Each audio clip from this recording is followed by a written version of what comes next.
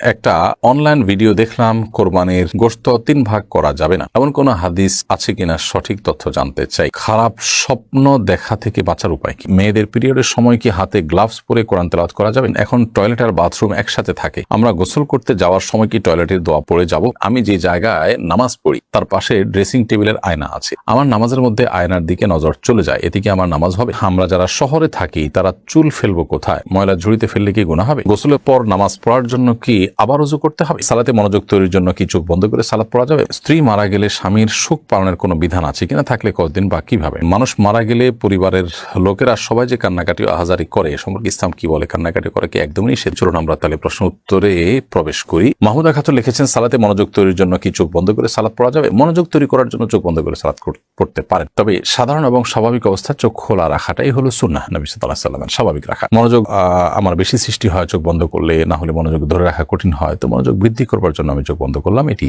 জায়েজ আছে। এমনিতে সাধারণ অবস্থাতে স্বাভাবিকভাবে চোখ খোলা রাখাটাই হলো সুন্নাহ। পারভিন সুলতানা তাসনোভা এডি থেকে আপনি লিখেছেন, এখন টয়লেট আর বাথরুম একসাথে থাকে, আমরা গোসল করতে যাওয়ার সময় কি টয়লেটের দোয়া পড়ে যাব? গোসল যখন আমরা করতে যাব তখন বাহির থেকে বিসমিল্লাহ বলে আমরা ঢুকতে পারি, যেহেতু ভেতরে প্যান বা কমোড এবং আমাদের শাওয়ারের যে স্প্রে সেটা যেহেতু পাশাপাশি থাকে সাধারণত এবং কোনো আড়াল থাকে না, বিধায় ওখানে গিয়ে আল্লাহর নাম আমরা নেব না, বাহির থেকে বিসমিল্লাহ বলে তারপরে গিয়ে ভেতরে ওযুর যে অন্যান্য কার্যক্রম, হাত ধোয়া, মুখ ধোয়া, সেগুলো আমরা করে তারপর গোসল করবো। সেক্ষেত্রে ওযুর যে সুন্নাহ বিসমিল্লাহ পড়া সেটা আদায় হয়ে যাবে, আবার টয়লেটের মধ্যে আল্লাহর নাম নেওয়া যে মাকরুহ সেটি থেকেও আমরা বেঁচে থাকতে পারবো। সেলিনা আক্তার আপনি ইউটিউব চ্যানেল থেকে আমাদের প্রশ্ন করেছেন, আমার বয়স 14, আমার অনেক চুলই পেকে গেছে, এখন কি চুল কলপ করা যাবে?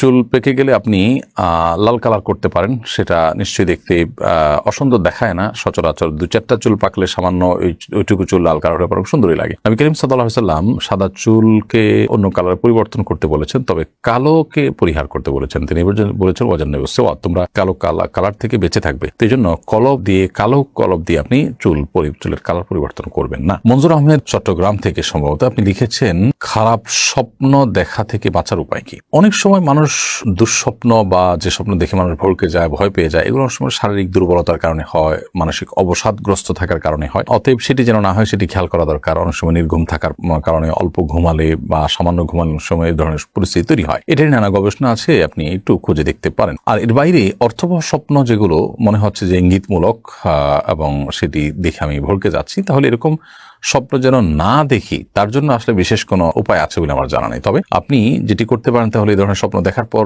সুন্নাহ এর আলোকে বাম পাশে আপনার যে অবস্থায় থাকেন সে অবস্থা আপনার হাতের বাম পাশে আপনি প্রতীকী থুতু ফেলবেন 3 বার, হালকা হালকা করে ঠোঁটের আগায় আপনি 3 বার থুতু করে আপনি প্রতীকী থুতু ফেলবেন। এর বাইরে আমানতু বিল্লাহি ওয়া রাসূলিহি পড়বেন এবং সম্ভব হলে সুযোগ থাকলে 2 রাকাত সালাত আদায় করবেন এবং সেই স্বপ্ন মানুষের কাছে বলে বেড়াবেন না। এগুলো হলো দুঃস্বপ্ন বা খারাপ স্বপ্ন দেখার পর করণীয়। আনিতা আক্তার আপনি লিখেছেন, মেয়েদের পিরিয়ডের সময় কি হাতে গ্লাভস পরে কোরআন তেলাওয়াত করা যাবে? কোরআনে কারীমের তেলাওয়াত পিরিয়ড অবস্থায় না করাটাই হলো জমহুর উলামায়ে কেরামের মত, অর্থাৎ করা যাবে না। পিরিয়ড অবস্থাতে মেয়েরা কোরআন তেলাওয়াত করবেন না, এটি হলো জমহুর বা সংখ্যাগরিষ্ঠ ইমামদের মত। কোন ইমামগণ ইবনে তাইমিয়া রাহিমাহুল্লাহ সহ কেউ বলেছেন যে করতে পারবেন, কিন্তু সংখ্যাগরিষ্ঠের মত হলো করতে পারবেন না। এখানে আসলে গ্লাভস দিয়ে ধরছেন বা অন্য কিছু দিয়ে ধরছেন কি ধরছেন না, এটা ইস্যু নয়। ইস্যু হলো যে তেলাওয়াত করা না করা নিয়ে। ধরাটা চাইতে ধরতে তো পারবেনই না, কিন্তু তেলাওয়াত করবেন না। তাহলে সেক্ষেত্রে এই টাইমে আপনি কি করবেন? আপনি ইসলামিক অন্যান্য ব্যবস্থা পড়বেন, কোরআনের বিভিন্ন ব্যাখ্যা গ্রন্থ আছে সেগুলো পড়তে পারেন, হাদিসের গ্রন্থ পড়তে পারেন, অন্যান্য আমল করতে পারেন, কিন্তু তেলাওয়াত করবেন না। এটি হলো সংখ্যাগরিষ্ঠ ইমামদের মত। মারিয়াম জাহান সীমা লিখেছেন, আমি যে জায়গায় নামাজ পড়ি তার পাশে ড্রেসিং টেবিলের আয়না আছে, আমার নামাজের মধ্যে আয়নার দিকে নজর চলে যায়, এতে কি আমার নামাজ হবে? আমরা যখন সালাত আদায় করব তখন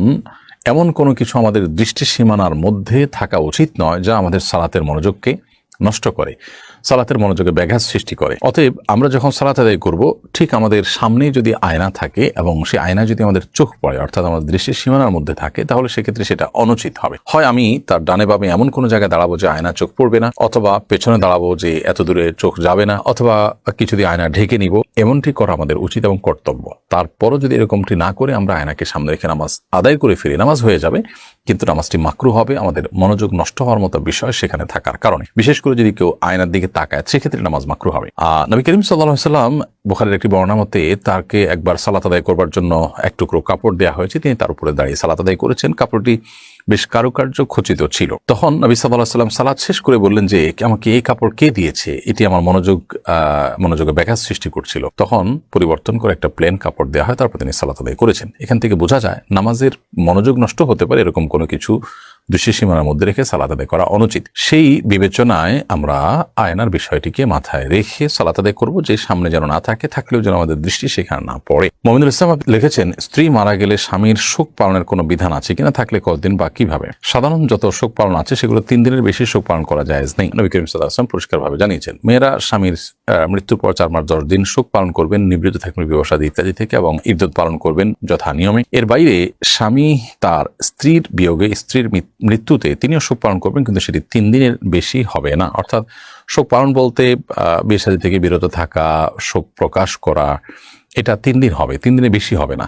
আর দুঃখ, বেদনা, কষ্ট, বিরহের যে জ্বালা, সেটা তো মানুষের জীবনভরই থাকতে পারে, সেটা তো আর কোনো নিয়ন্ত্রণ নেই। রাকিবুল ইসলাম আপনি লিখেছেন, মানুষ মারা গেলে পরিবারের লোকেরা সবাই যে কান্নাকাটি আহাজারি করে, সম্পর্কে ইসলাম কি বলে? কান্নাকাটি করে কি একদমই নিষেধ? না, মানুষ মারা যাওয়ার পর কান্নাকাটি করা নিষেধ এমন কোনো কথা নেই। বরং নবী করিম সাল্লাল্লাহু আলাইহি ওয়াসাল্লাম তার ছোট পুত্র সন্তান মৃত্যুর পর, জন্মের পর সন্তানের মৃত্যুতে নবী সাল্লাল্লাহু আলাইহি ওয়াসাল্লাম, ছেলের মৃত্যুতে নবী সাল্লাল্লাহু আলাইহি ওয়াসাল্লাম কেঁদেছেন, চোখের পানি পড়েছে। সাহাবীরা কেউ আশ্চর্য হয়েছেন, তখন নবী সাল্লাল্লাহু আলাইহি ওয়াসাল্লাম তাদেরকে জানিয়েছেন যে এটি কষ্টের কারণে, বিরহের বেদনায় এই পানি বের হয়ে থাকে চোখের, এটা স্বাভাবিক, এটা সহজাত বিষয়। অতএব কান্না করা দোষের নয়। তবে কান্না করতে গিয়ে কেউ যদি সীমা লঙ্ঘন করেন, জামা কাপড় ছেঁড়াছিড়ি করেন, আওয়াজ করেন, চিৎকার চেঁচামেচি করেন, যেটা আল্লাহ সুবহানাহু ওয়া তাআলার ফয়সালার প্রতি এক ধরনের বিদ্রোহর প্রকাশ করে বা এই টাইপের কোনো কিছুকে ইন্ডিকেট করে, এরকম চিৎকার চেঁচামেচি করা বা জামা কাপড় ছেঁড়া বা ভাঙচুর করা, ছাড়পিচার করা বা মালাকুল মউতকে গালমন্দ করা বা আল্লাহর ফয়সালার প্রতি অসন্তোষ প্রকাশ করে কোনো কিছু করা, সেটা অবশ্যই নিষিদ্ধ এবং গুনাহের কথা। অতএব সে বিষয়ে আমাদেরকে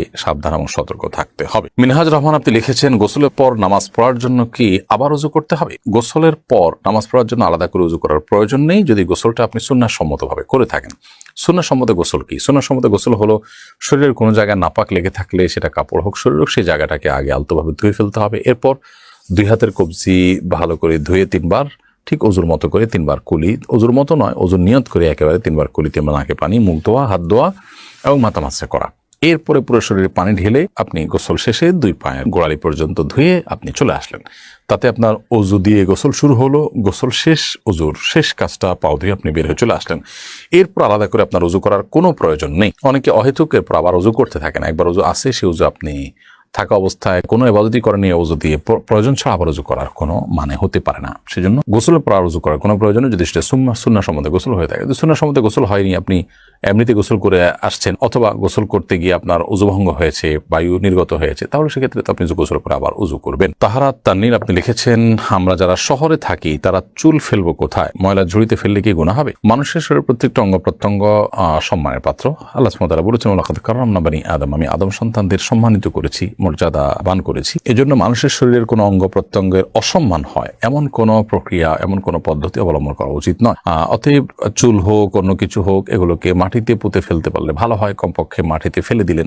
কিন্তু ময়লা আবর্জনার সাথে সেটা ফেলাটা এটা অনুচিত। তবে এর কারণে কোনো হারাম বা বড় গুনাহ হবে ব্যাপারটা সেরকম না। তামিম ইবনে বিলাল আপনি লিখেছেন, একটা অনলাইন ভিডিও দেখলাম, কোরবানির গোশত 3 ভাগ করা যাবে না, এমন কোনো হাদিস আছে কিনা, সঠিক তথ্য জানতে চাই। কোরবানির গোশত 3 ভাগ করা যাবে না এমন কোনো কথা নেই। কোরবানির বরং হাদিসের আলোকে সেটি প্রমাণিত। অর্থাৎ আমাদের কোরবানির গোশত আমরা যখন আহরণ করব, সেখান থেকে নিজেরা খাবো এবং আমাদের আশেপাশে থাকা অভাবী, গরিব, অন্যান্য মানুষকে দিব, আবার আত্মীয়স্বজনকে দিব, আপনজনকে দিব। তো এই 3 ভাগে ভাগ করা কোনো ফরজ ওয়াজিব কোনো কিছু না, তবে মুস্তাহাব বলেছেন উলামা ইকরাম। আল্লাহ বলেছেন, ফাকুলু মিনহা ওয়া আত'ইমুল কানিআ ওয়াল মু'তাররা। আল্লাহ তাআলা বলেছেন, আত'ইমুল বা'ইসাল ফাকির। আমরা নিজেরা কোরবানির গোশত খাবো, গরিব অসহায় মানুষকে দিব, অন্যান্য আত্মীয়স্বজন, বন্ধু-বান্ধব, পরিচিত জনকে আমরা দিতে পারি। তবে এই 3 ভাগ করা কোনো ফরজ ওয়াজিব বা আবশ্যক কোনো বিষয় না, যেটা না করলে কোরবানি হবে না, এমনটি নয়।